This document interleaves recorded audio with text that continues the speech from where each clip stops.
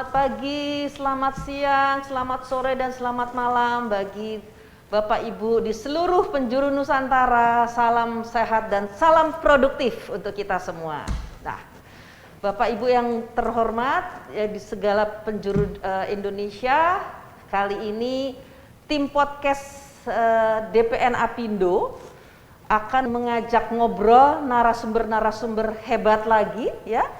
Tapi tetap kita masih dalam posisi kita ini mengulik ya, atau mengangkat isu tentang disabilitas atau isu tentang bagaimana membangun Indonesia yang inklusif untuk ini khususnya, dan karena kami dari DPN Apindo tentunya arahnya bagaimana tempat kerja yang inklusif. Nah, apabila di podcast sebelumnya ya ada dua podcast, dan ini adalah podcast yang terakhir ya yang akan kita laksanakan. Dua podcast pertama kali kita menyampaikan, menceritakan tentang praktek-praktek baik dari perusahaan-perusahaan untuk membangun tempat kerja mereka yang inklusif. Nah, kemudian podcast yang kedua, kita juga mengajak ngobrol para narsum yang hebat itu dari aspek bagaimana memenuhi permintaan atau kebutuhan tenaga kerja, khususnya tenaga kerja disabilitas agar sesuai dari tuntutan dunia kerja. Jadi itu benar-benar dua podcast itu sebelumnya adalah betul-betul pada level implementasi. Podcast yang ketiga hari ini yaitu tentang, dan ini yang terakhir ya, kan ini masih tetap bekerja sama dengan PPDI ya, Persatuan Penyandang Disabilitas Indonesia, dan juga bekerja sama dengan International Foundation Electoral System atau AFES ya, masih tetap kerjasama dengan dua instansi ini.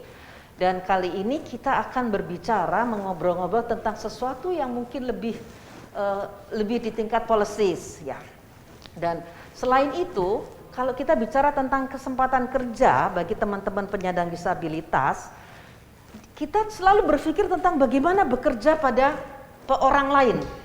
Nah, bagaimana kalau kita mencoba peluang lain, mencoba mencari tahu dan menggali bagaimana mungkin teman-teman disabilitas itu bisa bekerja sebagai seorang mandiri, jadi self-employed.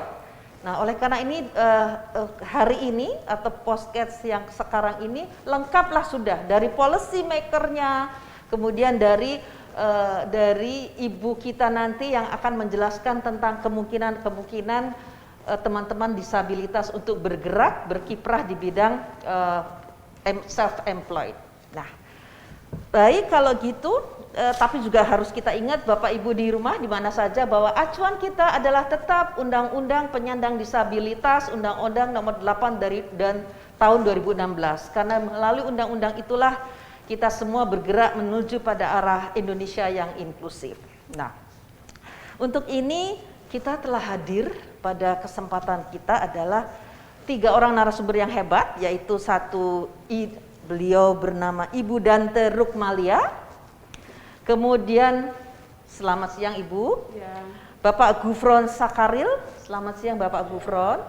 Dan dari jauh, karena beliau ini sibuknya minta ampun, dia nangkepnya aja susah. Rencananya sudah mau hadir tapi tiba-tiba terbang ke Bali gitu. Mestinya sih kita yang ke Bali ya, tapi enggak lah. Akhirnya terpaksa yang di Bali yang mengikuti lewat Zoom adalah Ibu Lisya Erza. Halo, selamat sore semuanya. Baik, kita sekarang mari kita memperkenalkan diri. Monggo Ibu Dante, silahkan dulu. Kita bisa mencopot masker kita. Monggo silahkan Ibu. Iya baik, sudah ya. Bismillahirrahmanirrahim. Assalamualaikum warahmatullahi wabarakatuh. Perkenalkan, saya Dante Rukmalia, Ketua Komisi Nasional Disabilitas. Dan saya adalah penyandang disabilitas ganda, tuli derajat sedang, menggunakan alat bantu dengar di telinga kiri kanan, dan saat berkomunikasi membaca gerak bibir dan juga total komunikasi termasuk menggunakan pengubah suara menjadi tulisan pada handphone menggunakan aplikasi, dan juga saya mengalami ini penyandang disleksia ya, yaitu sebuah hambatan neurologis yang mengakibatkan kesulitan untuk bisa mengolah informasi yang diterima apakah secara verbal ataupun secara tertulis, dan kesulitan mememori banyak hal ya, sehingga kalau misalnya bertemu dengan Bu Mira, kalau Bu Mira nggak nyapa, oh saya Bu Mira gitu, mengenalkan diri lagi gitu, lupa lagi, termasuk dengan Pak Gufron, berkali-kali ketemu, alhamdulillah sekarang sudah kenal Pak, sudah sangat ingat sekarang. Ya, senang Bu Mira, saya bisa hadir di sini. Ya. Baik, terima kasih Ibu Dante, ini luar biasa kiprahnya sejak beliau diangkat sebagai ketua Komnas Disabilitas ya, itu langsung bergerak cepat gitu. Apindo dipepet-pepet terus sama Ibu Dante. Tapi kita senang mepetnya, mepet bagus Bu, nggak apa-apa gitu. Jadi monggo sekarang Pak Gufron memperkenalkan diri. Baik, saya Gufroni Sakaril, biasa dipanggil Gufron ya. Saya Ketua Umum Perkumpulan Penyandang Disabilitas Indonesia, sebuah organisasi payung. Kami di PPDI itu berperan memberikan advokasi ya terhadap penghormatan, perlindungan dan pemenuhan hak penyandang disabilitas khususnya di Indonesia. Terima kasih. Terima kasih Pak Gufron, luar biasa nih Pak Gufron. Pak Gufron ini mitra kita yang erat sekali. Setiap kali urusan disabilitas, urusannya kita Pak Gufron aja, bereslah urusannya Pak Gufron. Nah sekarang gilirannya Ibu Mbak Lisya Ersa, monggo silakan memperkenalkan diri Mbak Lisya. Mungkin kita agak ada sedikit terganggu koneksitasnya dengan Mbak Lisya. Halo, sudah tersambung kembali kah? Nah, monggo perkenalkan diri Mbak. Selamat sore semuanya, nama saya Lisya, saya dari bidang pengembangan kewirausahaan di Komite UKM dan IKM Apindo, dan setelah bagian dari program kami di Komite UKM memang juga bagaimana kami bisa memperkuat kewirausahaan bagi teman-teman penyandang disabilitas atau teman-teman pelaku usaha yang memiliki angkatan kerja penyandang disabilitas. Baik, hebat, terima kasih Mbak Lisya. Nah, kita mulai dengan Ibu Dante dulu. Ibu Dante ini kan baru-baru Presiden membentuk satu komisi ya, Komisi Nasional Penyandang Disabilitas yang baru tahun 2021 ya Bu ya? Desember 2021. Tapi luar biasa kiprahnya, gerak cepat dah Ibu, gercep benar-benar urusan ini. Nah, boleh Ibu menceritakan kira-kira kenapa sampai pemerintah itu membuat Komisi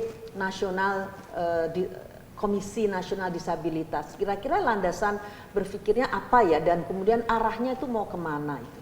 Monggo. Ibu. Ya, sebagaimana kita ketahui bahwa dalam Undang-Undang Nomor 8 Tahun 2016 itu ada salah satu mandat ya, yang di sana bahwa negara harus menyediakan sebuah mekanisme pemantauan, monitoring, evaluasi dan juga advokasi terhadap upaya penghormatan, pelindungan dan pemenuhan hak bagi penyandang disabilitas. Dan tentu saja juga ini sebagai salah satu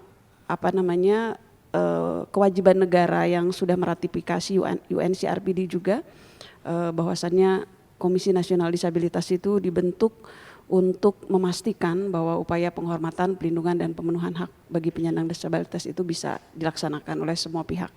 Oh begitu ya, jadi meyakinkan ya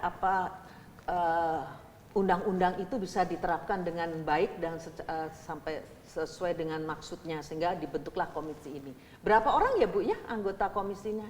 Kami terdiri dari 7 orang komisioner, jadi 4 komisionernya sebagaimana dalam Perpres itu ya, 4 penyandang disabilitas dan 3 orang non disabilitas. Oh begitu. Ya. Baik, terima kasih.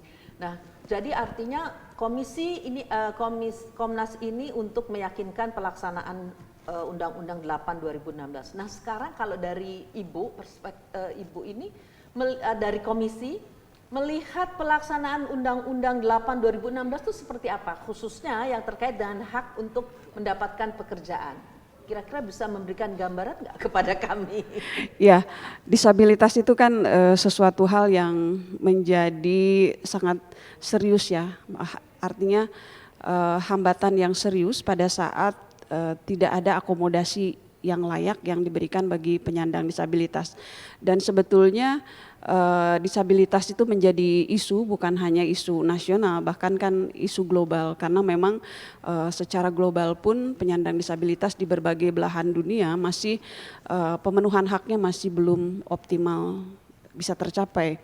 Oleh sebab itu maka dengan adanya Komisi Nasional Disabilitas tadi diharapkan dengan mandat kepada kami yaitu memastikan perwujudan penghormatan, perlindungan dan pemenuhan hak bagi penyandang disabilitas itu bisa dilaksanakan, sehingga kami bermitra dengan kementerian, lembaga dan semua pihak termasuk Apindo ya, karena salah satu hal yang memang harus terbuka diantaranya adalah teman-teman pengusaha yang memberikan ruang bekerja bagi teman-teman penyandang disabilitas yang saat ini memang kondisinya masih jauh dari ideal ya untuk bisa mendapatkan pekerjaan jika dibandingkan dengan non disabilitas gitu.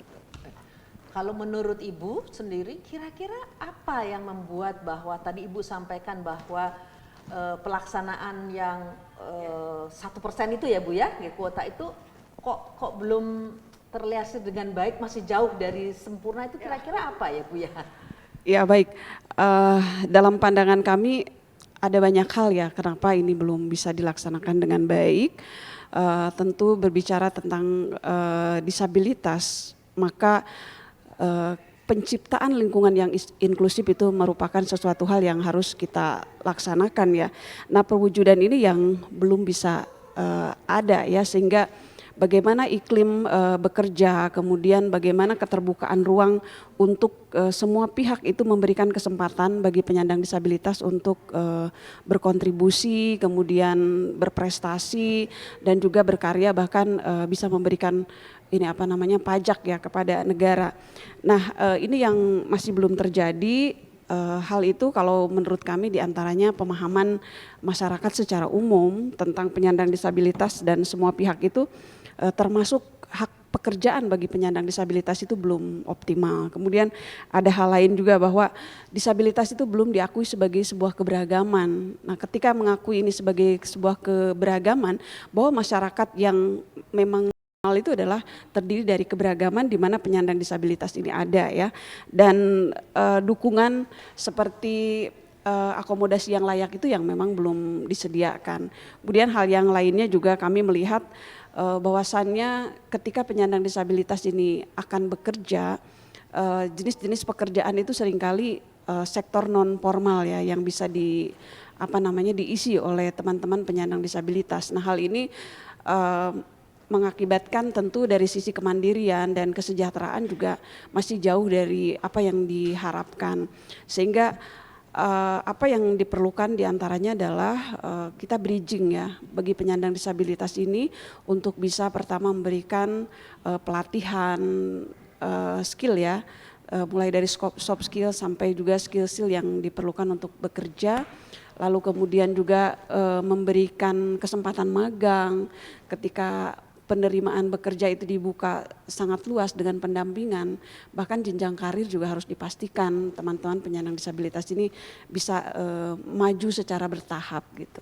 Baik, terima kasih, itu sangat artinya ketidaksmutan pelaksanaan Undang-Undang 8 2016 khususnya di bidang hak untuk mendapatkan pekerjaan itu salah satunya yang sangat betul-betul berperanan dan berkontribusi besar adalah sebetulnya aksesibilitas ya Bu ya. Aksesibilitas ruang publik pun tampaknya agak susah untuk membuat teman-teman disabel itu untuk mobile. Itu yang sangat membatasi teman-teman itu, dan itu berpengaruh kepada kesempatan kerja mereka sebetulnya teman-teman.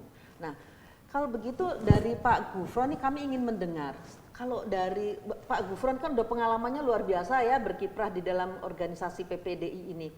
Nah selama ini Bapak sudah melihatnya itu bagaimana perkembangan kita, kemudian apakah kita tuh sebetulnya karena Bapak itu udah lama di situ ya, mencermatinya bagaimana nih dalam konteks pemenuhan kesempatan kerja bagi teman-teman penyandang disabilitas, dan mungkin bisa menyampaikan kira-kira yang banyak yang tanda petik ya, yang mudah dapat bekerja adalah misalnya ragam disabilitas apa berdasarkan pengalaman, mungkin seperti itu. Silakan Pak Gufron. Ya, baik, terima kasih Bu Mira. Jadi memang kan sebenarnya secara supply itu teman-teman penyandang disabilitas cukup banyak ya yang ingin masuk di bursa kerja Ya. itu. Dan saya juga melihat dari beberapa perusahaan juga sudah mulai membuka ya kesempatan untuk teman-teman penyandang disabilitas. Cuman memang keterisian itulah yang menjadi masalah ya, sehingga sampai hari ini itu masih sedikit yang bisa diisi oleh teman-teman penyandang disabilitas. Dan rata-rata mereka yang bisa mengakses dunia kerja, terutama di sektor formal, itu teman-teman disabilitas dengan tingkat derajat disabilitas yang ringan. Jadi seperti teman-teman yang daksa ya, terus kemudian ada beberapa tuli ya dan sebagainya. Sementara untuk disabilitas berat ini menjadi PR berat juga bagi teman-teman, apalagi teman-teman yang disabilitas intelektual dan sebagainya. Sampai hari ini mereka sangat susah sekali untuk masuk dunia kerja. Padahal kalau kita merefer kepada Undang-Undang Nomor 8 Tahun 2016 itu kan ya semua tentu saja dari semua ragam disabilitas ya, termasuk netra, rungu, wicara dan lain sebagainya, termasuk mungkin ada beberapa teman yang disabilitas bukan hanya satu tapi malahan multi ataupun ganda. Itu juga PR berat juga bagi mungkin teman-teman untuk bisa masuk di dunia kerja. Memang butuh kolektif istilahnya kolektif ya? kerja kolektif dari berbagai unsur ya, baik itu pemerintah, mungkin KND, juga perusahaan Apindo dan lain sebagainya. Harus ada afirmasi action cuman ya. Jadi kalau harus istilahnya disamakan dengan yang non disabilitas atau mungkin antara disabilitas berat dengan yang ringan disamakan ya nggak bisa juga. Mereka butuh afirmasi ya, butuh kepedulian juga untuk mempekerjakan mereka ya, dengan tentu saja kriteria-kriteria atau kemampuan-kemampuan yang mereka miliki seperti itu ya.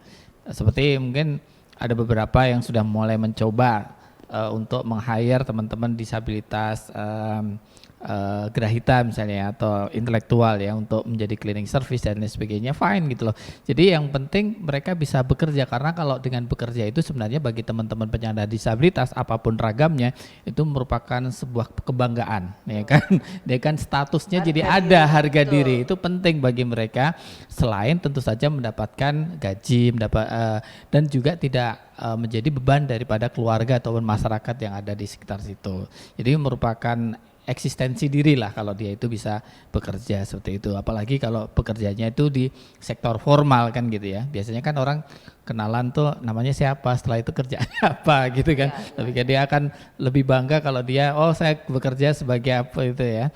Tapi kalau jualan dan lain sebagainya itu ya walaupun itu juga sebuah pekerjaan, tetapi kadang-kadang itu tantangannya lebih besar menjadi seorang entrepreneur atau mungkin kerja di sektor informal, karena kan pendapatannya tidak tentu itu ya, ataupun justru malahan dibutuhkan keterampilan yang lebih dibanding dengan kalau kita bekerja di sektor formal seperti itu. Karena mungkin kalau dalam bekerja, masuk di dalam dunia kerja, hubungan kerja itu mohon maaf tinggal mengikuti instruksi kan. Betul, ya kan? Jadi betul. sementara kalau dia harus jadi entrepreneur, dia harus mikir sendiri segala macam. Dari A sampai Z, mau nyari modal, pemasarannya, pembukuannya, keuangannya, mengembangkannya, apalagi nanti kalau dia sudah mulai berkembang, dia harus hire karyawan ya dan seterusnya. Kan lebih seneng dong Pak, Iya. berkembang kan bagus.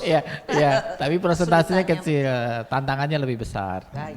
Jadi artinya betul tadi bahwa sebenarnya bukan betul ya, artinya memang disampaikan bahwa kalau menjadi yang diharapkan sebetulnya adalah masuk ke dalam hubungan kerja dan dengan sektor tanda petik formal tadi ya, supaya ada apa ya namanya, keajekan atau kelangsungan. Betul. Kelangsungan kita harapkan seperti itu. Tapi kan kita juga sadar ya bahwa dunia usaha juga naik turun juga ya.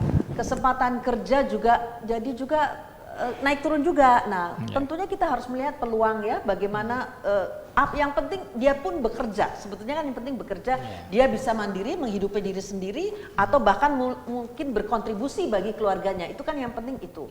Cuman tadi Bapak kan menyampaikan, kalau jadi entrepreneur itu kelihatannya kok berat sekali. Nah, sekarang kita lempar sama Mbak Lisia nih. Nih, ada masukan kayaknya. Jadi masuk ke formal susah, hubungan kerja susah, ke entrepreneur lebih susah lagi. Nah, gimana nih Mbak Lisia? Kayaknya kok dunia suram banget gitu. Kerja susah, usaha susah gitu ya. Padahal kita sama-sama satu community ya. Sebenarnya ada beberapa hal. Ketika kita idenya kan memperkerjakan teman-teman disabilitas itu kalau bisa di sektor formal. Sampai waktu itu bahkan perusahaan saya sendiri juga sempat membuka internship untuk teman-teman disabilitas yang sekarang bisa dimudahkan karena adanya arrangement work from home. Jadi sebenarnya teman-teman yang punya masalah dengan mobilitas bisa memanfaatkan kesempatan ini. Tapi memang ada gap kompetensi yang membuat inclusive hiring itu menjadi challenge karena setiap pelaku usaha pasti dia ada budget untuk manpowernya. Kemudian support system untuk teman-teman yang penyandang disabilitas, dan kita juga melihat bahwa disabilitas itu kan tidak semuanya kasat mata gitu. Ada teman-teman yang mungkin disabilitasnya itu tidak terlihat, slow learner gitu misalnya, atau ada tunadaksa. Dan hal ini yang sebenarnya untuk beberapa perusahaan menjadi sulit untuk membuat hiring ini karena satu mungkin tidak punya resource untuk counselingnya. Tapi sebenarnya kalau dikerjasamakan dengan civil society organization, dengan LSM yang bisa membantu porsi ini, pasti perusahaan ini juga akan melihat oke, tidak apa-apa, saya sebagai pelaku usaha punya tenaga kerja disabilitas tapi ada support sistemnya.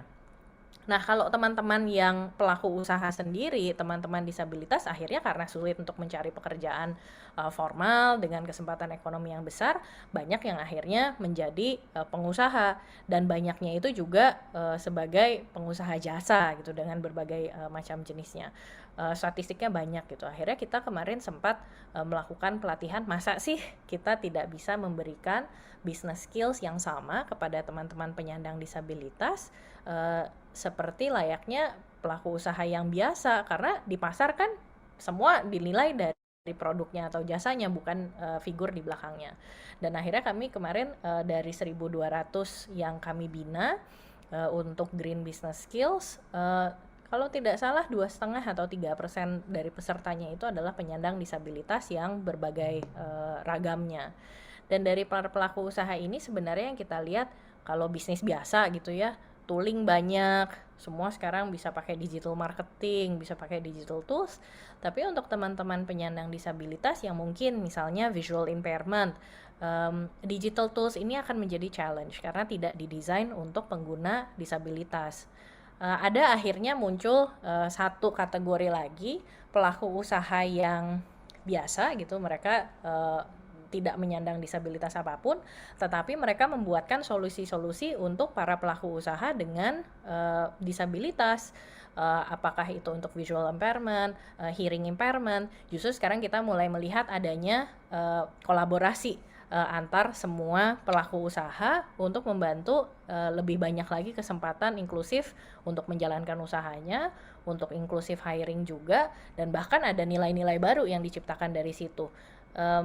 Banyak yang menjadi masalah itu sekarang sebenarnya awareness bahwa hal-hal ini possible, memungkinkan untuk dilakukan oleh semua pelaku usaha dan semua ekosistem pendukung perkembangan usaha itu sendiri. Baik, jadi artinya bagus nih kata terakhirnya bahwa semuanya tuh sebetulnya mungkin, ya mungkin bisa kita kalau kita memang betul-betul mencurahkan niat kita dan effort kita untuk itu, untuk mewujudkannya. Dan rasanya keterlibatan Mbak Lisia selama ini dalam UMKM Academy itu sangat sangat betul-betul mendorong untuk supaya tumbuhlah entrepreneurs. Walaupun memang tidak dikhususkan untuk teman-teman disabilitas, tapi tadi berapa 3% adalah penyandang disabilitas gitu. Nah, itu sebetulnya salah satu cara supaya memberikan kesempatan teman-teman disabilitas untuk juga mendapatkan remunerasi kan seperti itu. Nah, tadi kemudian kalau begini ujung-ujungnya kan ada juga masalah skill kompetensi. Tadi ada gap kompetensi gitu. Nah, kami ingin tanya kepada Ibu Ketua Komnas Disabilitas ini, kan Ibu kan melihat ini seluruh hak penyandang disabilitas berdasarkan Undang-Undang 8 2016. Tidak terkecuali entah dia pendidikan, sektor agama, macam-macam. Nah, karena dalam kaitannya dengan hak untuk mendapatkan pekerjaan itu sangat hubungannya erat dengan masalah skill atau masalah kompetensi. Nah, untuk teman-teman dari Komnas Disabilitas itu arahannya gimana ya kepada institusi-institusi yang memang ditugasi oleh Republik ini untuk menjalankan fungsi-fungsi kependidikanan itu supaya membekali teman-teman disabilitas ini. Lah arahnya gimana Bu selama ini? Ya, diantaranya kami sudah bekerja sama, diantaranya dengan Infomedia dan didukung oleh beberapa perusahaan. Misalnya ada semacam pelatihan call center untuk penyandang disabilitas. Nah, ternyata dari beberapa kali pelatihan itu kita bisa melihat ya, teman-teman itu misalnya sudah mengikuti proses seleksi beberapa tahap dari sekian ratus, kemudian dikerucutkan jadi sekitar puluhan. Tetapi di hari pertama ada yang drop. Hari kedua ada yang mengundurkan diri gitu ya.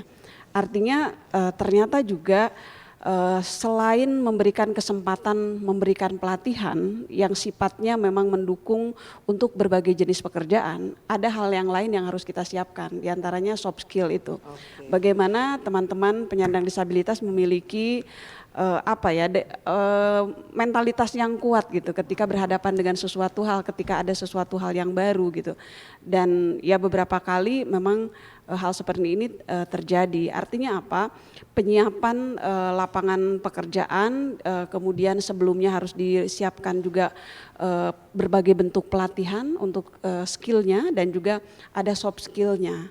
Nah, kami melihat ada hal yang memang juga belum disediakan untuk teman-teman penyandang disabilitas, yaitu penyesuaian atas kedisabilitasannya yang kita sebut sebagai akomodasi yang layak ya.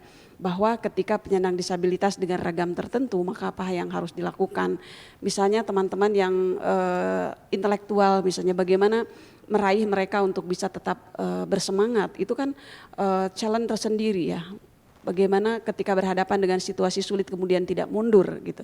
Nah, ini menjadi hal yang utama juga gitu, selain menyediakan tadi pelatihan, kemudian pemagangan, karena pemagangan juga ini akan memberikan dampak kepada teman-teman penyandang disabilitas untuk berpeluang lebih besar pada saat mengikuti seleksi itu untuk bisa diterima lebih besar. Selain afirmasi yang Pak Gupron tadi sampaikan, ini masih sangat diperlukan untuk penyandang disabilitas adanya afirmasi-afirmasi.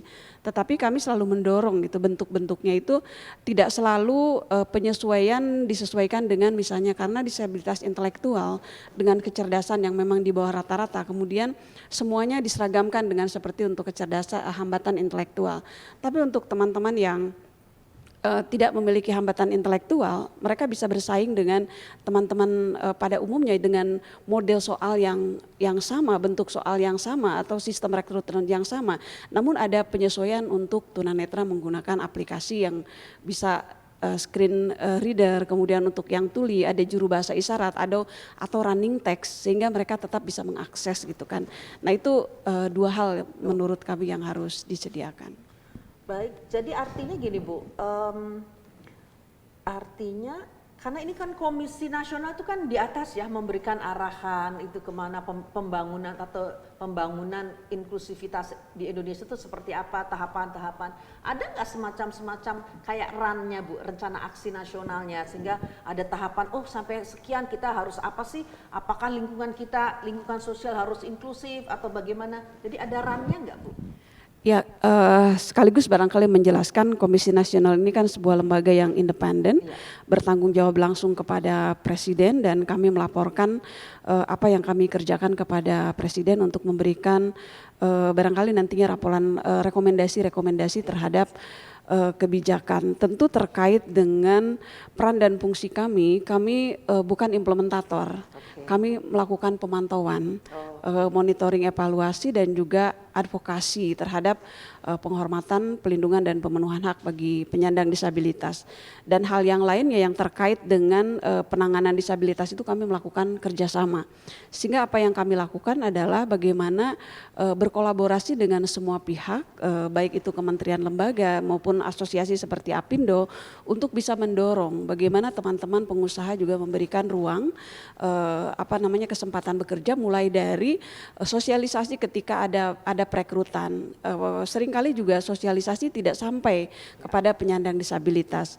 Nah, apa yang kita kerjakan untuk tahapan bagaimana membangun inklusivitas, tentu kita sudah paham ya bahwa inklusif itu adalah sebuah filosofi ya, filosofi menghargai, menghormati, dan mengakui bahwa semua individu itu beragam, sehingga kita harus memberikan layanan secara berbeda sesuai dengan kondisi dan kemampuannya. Saya pikir secara nasional udah rencana aksi nasional penyandang disabilitas, rencana aksi daerah penyandang disabilitas sudah terus sedang dirancang ya oleh teman-teman pemerintah daerah dan juga kementerian. Itu menjadi satu acuan untuk implementasi. Baik, terima kasih.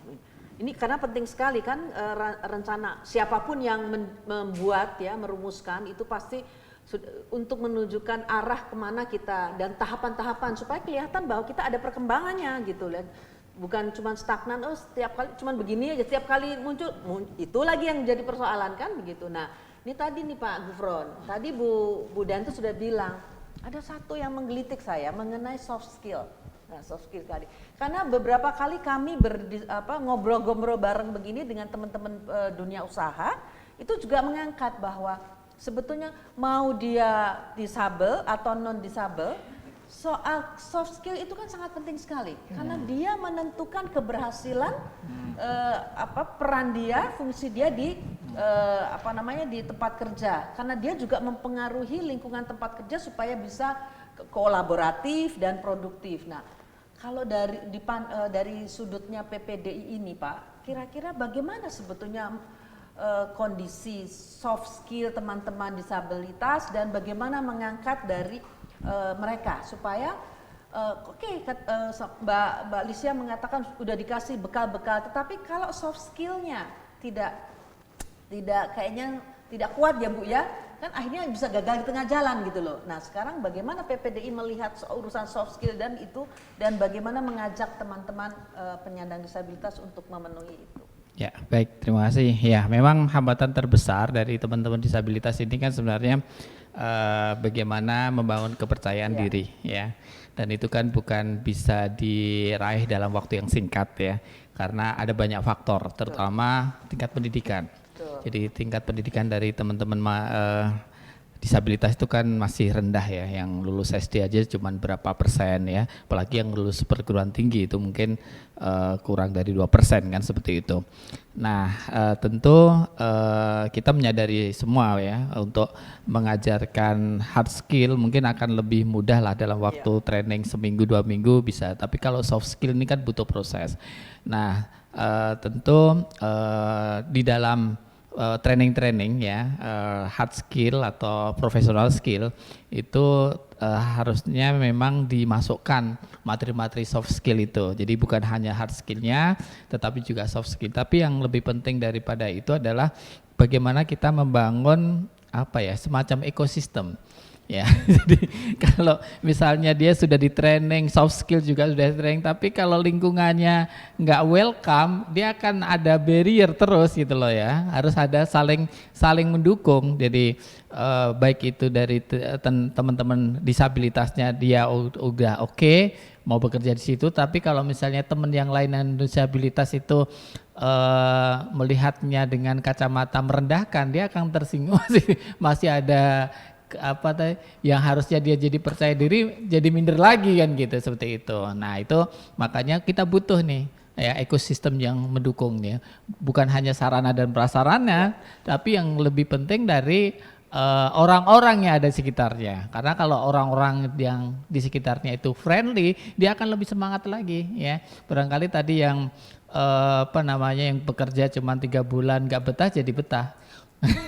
Kalau cuman bidang miringnya nggak sesuai dengan ukuran masih bisa dimaklumin ya. Tapi kalau orangnya udah nggak welcome, waduh susah itu. Ya kan? Masih kalau bidang miring, wah ini terlalu miring, terlalu ini tajam, bisa didorong ya. Tetapi kalau orangnya sudah sinis duluan, balik sehari 2 hari besoknya udah mikir lagi, alah di sana dicuekin, nggak betah, nggak diajak ngobrol, makan sendiri. itu dalam lah bagi teman-teman penyandang disabilitas seperti itu. Ya, kami juga bisa menangkap itu. Jadi ketika Apindo bekerja sama dengan tim organisasi-organisasi lain menyusun satu buku panduan ya untuk bagaimana membentuk tempat kerja yang inklusif, itu menjadi salah satu kita indikator. Garis bawahi indikator gitu. Bagaimana membangun selain akomodasi layak yang fisik, tapi ada yang non fisik. Betul. Nah, yang non fisik ini itu memang memerlukan effort tersendiri ya, karena itu kan kita ngajarin orang lain menerima temannya gitu kan. Itu dan itu sementara orang lainnya itu lingkungan itu juga punya latar belakang lain sendiri gitu. Nah itu memang effortnya luar biasa. Nah tapi sekarang kita tanya nih pada Mbak Licia yang urusannya bagaimana melakukan pelatihan ya bagi teman-teman termasuk penyandang disabilitas tapi untuk menjadi entrepreneur. Nah kalau tadi disampaikan bahwa ekosistemnya lah yang harus dibenerin dulu gitu loh gitu. Nah, terus kemudian barulah bisa diharapkan teman-teman disabilitas itu berkembang. Nah menurut Mbak Licia tuh gimana gitu? Kalau semua saling tunggu-tungguan ini duluan, akhirnya nggak jalan-jalan. Gimana Mbak? Setuju, soft skill. Kita kan fokusnya kebanyakan ke soft skillnya penyandang disabilitasnya. Tapi yang perlu diingat juga adalah soft skill bagi perusahaan yang menyerapnya. Karena sebagai pelaku usaha, apakah dia pelaku usaha dengan disabilitas? Dia pasti nanti akan berinteraksi dengan karyawan yang non-disable. Atau dia mungkin hiring disabilitas yang lain gitu. Sehingga ini perlu 2 arah soft skillnya. Dan terkadang persiapan itu yang awalnya kayak orang pacaran gitu ya, awalnya oke, kita happy gitu, kita inklusif, tetapi begitu dalam perjalanannya stres kerja mulai muncul, kemudian bagaimana manajemen stres atau manajemen reaksi untuk teman-teman yang mungkin karena dia saking frustrasinya ada ledakan-ledakan emosi gitu, dan itu yang seringkali tidak diantisipasi misalnya, sehingga ekosistem tadi paling tidak ada seperti hotline atau ada organisasi-organisasi yang bisa diajak kerjasama untuk kalau ada insiden-insiden di tempat kerja ada yang bisa diajak bicara. Jadi itu menjadi satu seperti mitigasi insiden gitu yang akan membantu pelaku usaha bisa hiring dengan lebih baik. Tapi selain itu juga sebenarnya yang sekarang bisa menjadi kesempatan adalah kalau zaman dulu kan kompetensi itu dipetakan hard skill seperti ini. Sekarang justru banyak skill-skill baru seperti penggunaan solusi digital yang bisa diajarkan kepada teman-teman difabel sehingga dia selangkah lebih maju. Dan dia menjadi kompetitif juga gitu di labor market, karena misalnya bagaimana sih cara pakai Google Dokumen, Google Sheet, Google Slide gitu misalnya, atau bagaimana dia bisa running webinar dengan solusi digital, itu justru malah membuat mereka punya skill dan nilai lebih gitu yang bisa diserap.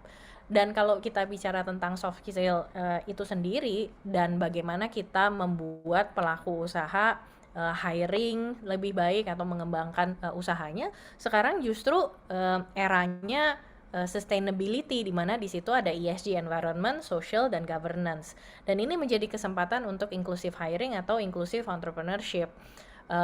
nilai lebih yang bisa ditawarkan bahwa dia empowering secara sosial, social capital teman-teman difabel misalnya. Justru itu malah lebih atraktif untuk kategori investor atau kategori market yang lebih tertarik.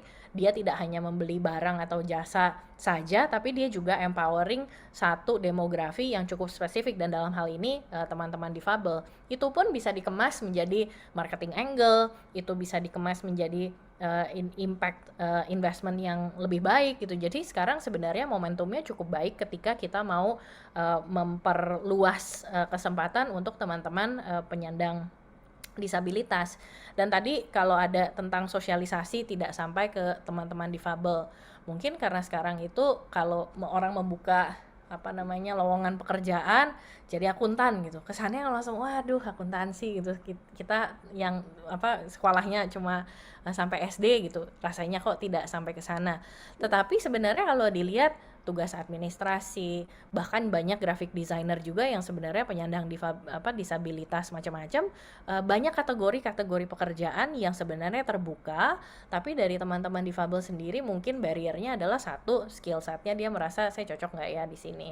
Yang kedua, kadang-kadang CV yang disampaikan karena banyaknya program pendampingan, antara CV yang dihadirkan dan skill aslinya seringkali ada gap, sehingga si hiring oleh si pelaku usahanya gitu ya, dia mencari graphic designer untuk social media gitu misalnya, ketika dia melihat CV-nya teman-teman difabel, oke, CV-nya kayaknya cocok, tetapi begitu dalam pelaksanaannya karena diajarkannya CV-nya itu harus dipoles tinggi, ternyata skill-nya belum sampai sana. Nah ini gap antara komunikasi skill set yang ada, yang dibutuhkan, dan realnya itu seperti apa, rasanya juga perlu disinkronize. Dan ini tidak mungkin dari pelaku usaha, ini datangnya pasti dari ekosistem pendukung, apakah dari asosiasi, apakah dari LSM atau civil society organizations yang emang bekerja di sini. Jadi harus ada alignment di ekosistemnya juga. Tadi kan Mbak Lisia menyampaikan bagaimana dalam programnya Mbak itu ada beberapa teman-teman penyandang disabilitas ya yang ingin memulai sebagai entrepreneur. Nah, bisa diceritain nggak bagaimana perkembangan teman-teman itu? Apakah bisa survive atau bagaimana? Dan kemudian kira-kira ekosistem apa yang diharapkan agar teman-teman yang disabel itu bisa berkembang dan maju gitu usahanya. Kira-kira menurut pandangan Mbak Lisia yang pengalaman di bidang UKM ini apa ya kira-kira? Kemarin itu ini berdasarkan pengalaman pendampingan yang kemarin yang 3% ya penyandang disabilitas. Kita membuatkan program pengembangan kewirausahaan itu dalam tanda kutip tidak pandang bulu.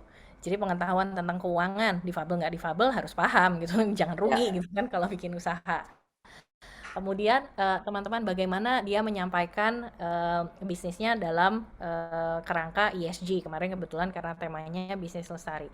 Difabel nggak difabel, kesempatan ESG driven business itu terbuka lebar.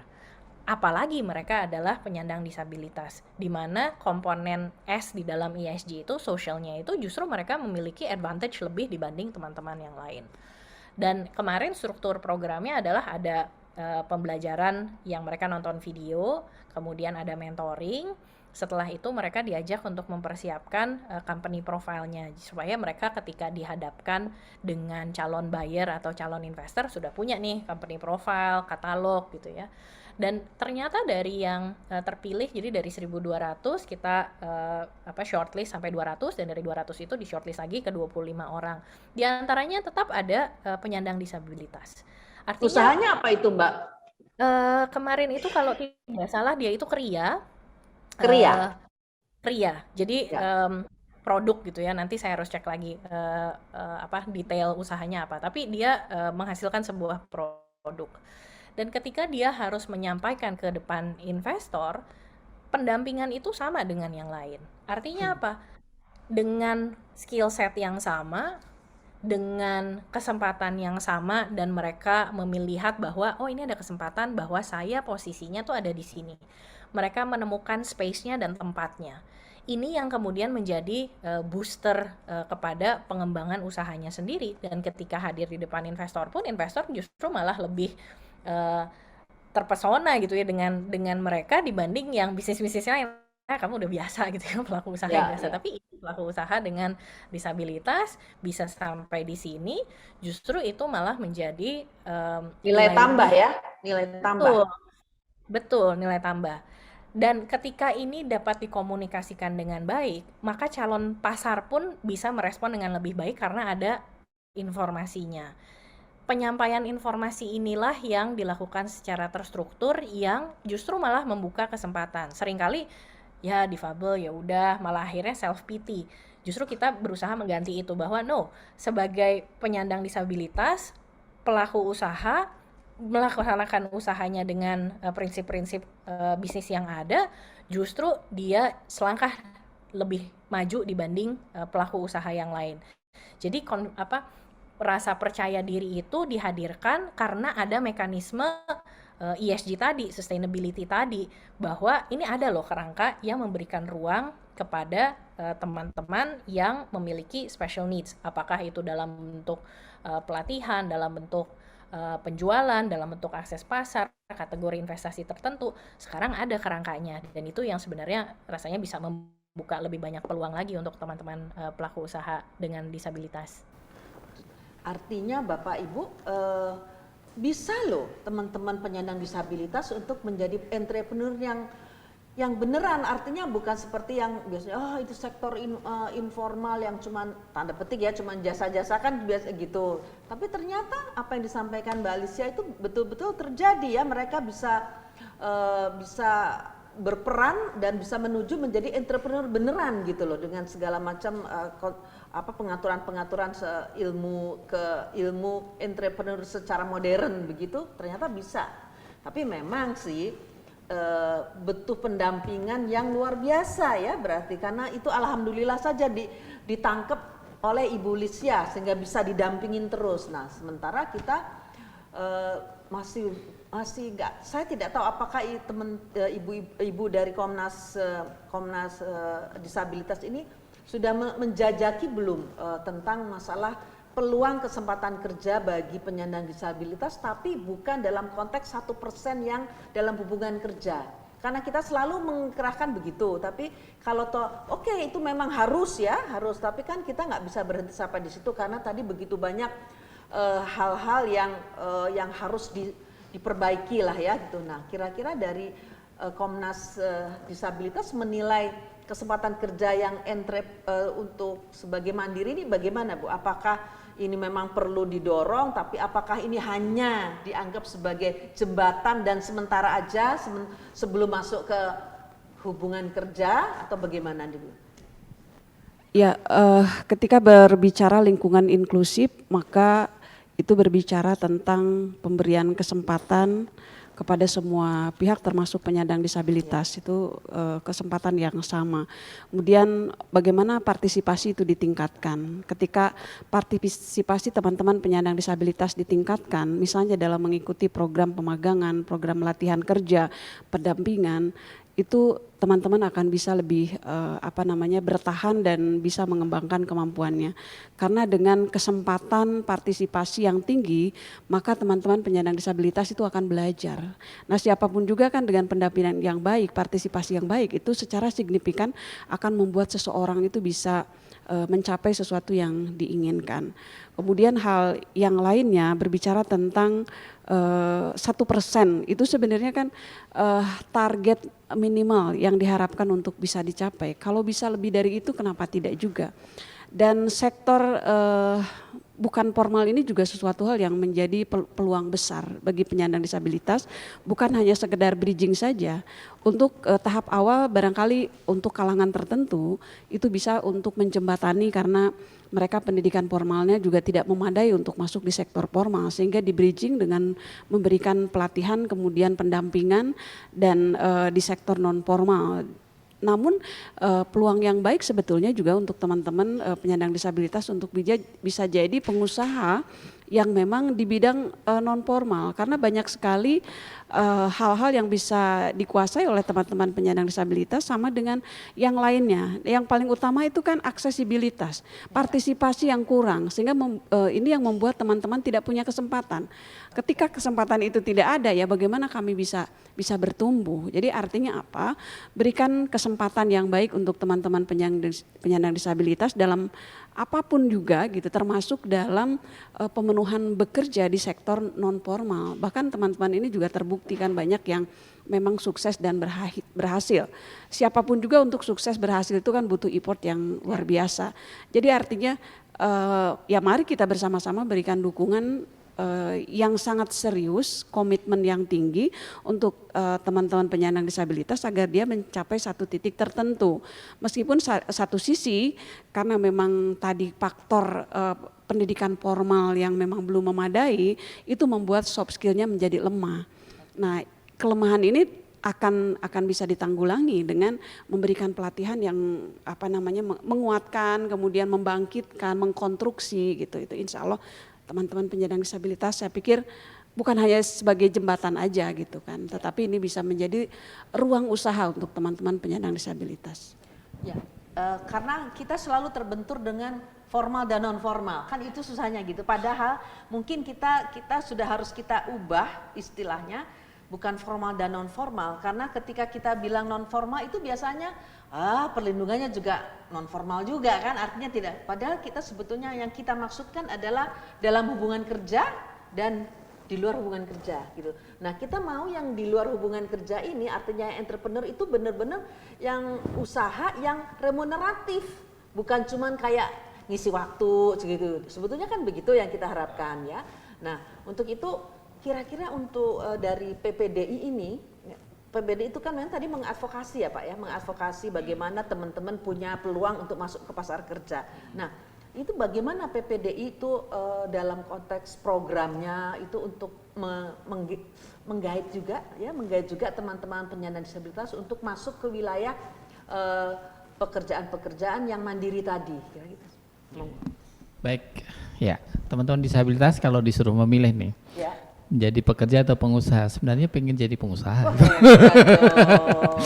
Kan nggak punya bos. Nah, itu bosnya diri sendiri. Itu ya. Cuman kan untuk berada di sana itu tidak mudah. Ya, nah, betul.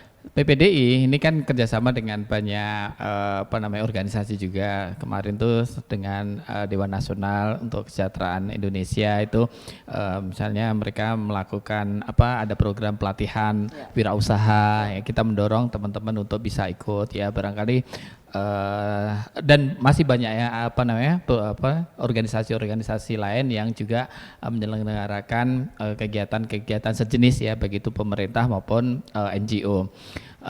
Tapi memang gini, bagi kami sebenarnya kita butuh sebuah contoh ya, teman-teman yang bisa melakukan usaha itu tapi sustain. Ya itu kan, karena sering-sering ya habis pelatihan kemudian mungkin ada bantuan modal, ada pendampingan, tapi pendampingan kan nggak selama hidup. ada waktunya gitu loh, misalnya sekian tahun atau sekian bulan, setelah itu nggak ini lagi, tiba-tiba udah nggak lagi jadi pengusaha. Karena apa? Saya ketergantungan kepada pendampingan itu yang menjadi kadang-kadang mereka jadi lemah. Nah memang butuh kerja bareng gitu loh, karena kalau sering kan kita itu misalnya di Kementerian Sosial nih ada pameran ya tentang kerajinan penyandang, waktu itu sih dibeli habis itu selesai. Hari berikutnya ya kosong lagi kan gitu. Nanti ada pameran lagi, mulai lagi, tapi habis itu kosong lagi kan ini. Nah, yang kita butuhkan itu sebuah ekosistem yang tadi misalnya nih saya membayangkan kalau ini kebetulan kita ada podcast di Smesco misalnya, ada gerai misalnya di sini, ada display produk-produk disabilitas di Smesco misalnya seperti itu ya. Nah nanti jadi tiap ada kegiatan di sini mereka bisa ikutan misalnya, atau mungkin di kementerian lain atau apa dan sebagainya. Jadi akan terus berulang ya, tidak hanya untuk kegiatan-kegiatan sesaat seperti itu. Misalnya dalam Hari Disabilitas Internasional, woi banyak itu, tapi setelah Desember selesai sepi lagi. Nah, ini kan. Nah, sustainabilitas itulah yang lebih diperlukan. Karena itulah yang nantinya akan menjamin yaitu melihat lebih sukses ya. Bahkan setelah pendampingan dan sudah tidak didampingi lagi, mereka tetap jalan. Wah, itu bisa dicontoh. Itu benar-benar itu berarti dia sudah dilepas gitu. Tapi kalau masih didampingi terus begitu dilepas langsung selesai ya sayang kan itu akhirnya. Sayang ya usaha yang sudah dikeluarkan untuk itu. Betul, betul. Nah, itu bagaimana bisa menjamin itu? Mudah-mudahan nanti pada pembuat kebijakan tuh pada denger ya, penyelenggara pameran juga pada denger semua, pada nonton.